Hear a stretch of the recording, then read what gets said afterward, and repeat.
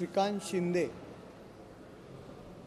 हे उपमुख्यमंत्री पद म्हणून ज्या काही माध्यमांमध्ये चर्चा सुरू आहे, मुळात त्याविषयी कुठल्याही पद्धतीची चर्चा झालेली नाही आहे आणि श्रीकांत शिंदे आणि आदित्य ठाकरे यांच्यामध्ये तुलना होऊ शकत नाही।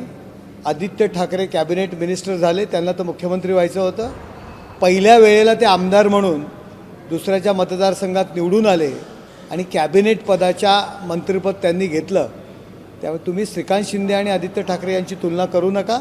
श्रीकांत शिंदे हे तिसऱ्या टर्मचे खासदार आहेत, तिसऱ्यांदा खासदार म्हणून निवडून आलेले आहेत आणि प्रचंड बहुमताने निवडून आलेले आहेत। त्यांचा आणि उपमुख्यमंत्री पदाचा संबंध नाही। कुठल्याही पद्धतीने श्रीकांत शिंदे यांच्याकरता उपमुख्यमंत्री पद आम्ही मागितलेलं नाही आहे।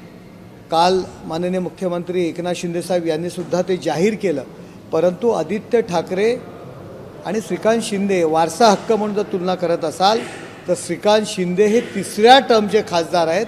त्यांना केंद्रात मंत्रिपद ते घेऊ शकले असते, परंतु पक्षातील सिनियर खासदाराला त्यांनी मंत्रिपद दिलेलं आहे। त्यामुळे त्यांची आणि आदित्य ठाकरे, एकनाथ शिंदे, उद्धव ठाकरे ही तुलना होऊ शकत नाही।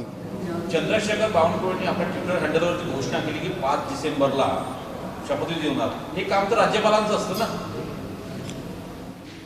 भारतीय जनता पार्टीचे ते अध्यक्ष आहेत आणि त्यांनी जर ट्विटरवरती जर तशा पद्धतीने टाकलं असेल तर राज्यपालांना तोपर्यंत आम्ही भेटू आणि त्यानंतर ती तारीख आम्ही घेऊ, त्यांना विनंती करू आणि त्यामुळे त्यांनी ते टाकलं असेल।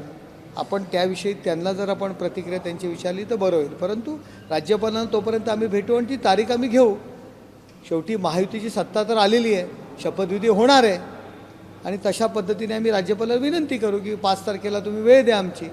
तशी राज्यपाल महायुतीचं बहुमत आहे, त्याप्रमाणे तशी वेळ देतील आणि याविषयी जर आपण प्रतिक्रिया त्यांनी का टाकलं, काम कुणाचं आहे हे त्यांना विचारलं तर बरं होईल। आज सायंकाळी महायुतीचे नेते जे आहेत ते पुन्हा केंद्रीय गृहमंत्री अमित शहा यांच्या भेटीसाठी दिल्लीला येणार असल्याची चर्चा सुरू झाली। तुमच्याकडे काय माहिती, कारण तिढा सुटत नाही, खास करून गृहमंत्री पदावरून तिढा नाही, असली कुठल्याही पद्धतीचा तिढा नाही आहे। महायुती भरभक्कम आहे, एकत्र तशा पद्धतीने आम्ही विचार विनिमय करून निर्णय घेणार आहोत। कुठल्याही पद्धतीने गृहमंत्री असेल किंवा कुठलं पद असेल त्याविषयी तिढा निर्माण झालेला नाही आहे।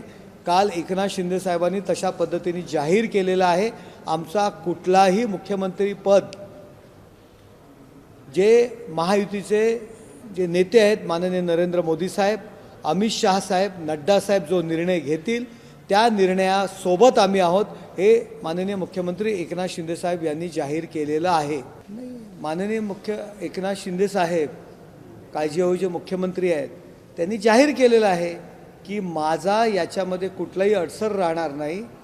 महायुतीचे नेते जो निर्णय घेतील त्यांच्या आम्ही बरोबर आहोत, हे जाहीर केलेलं आहे। आता त्यानंतर त्यांचा विषय काय येतो किंवा त्यांनी अडसर निर्माण केला हा विषय काय येतो, कालही त्यांनी जाहीर केलं आणि यापूर्वी सुद्धा त्यांनी जाहीर केलं। एबीपी माझा, उघडा डोळे बघा नीट।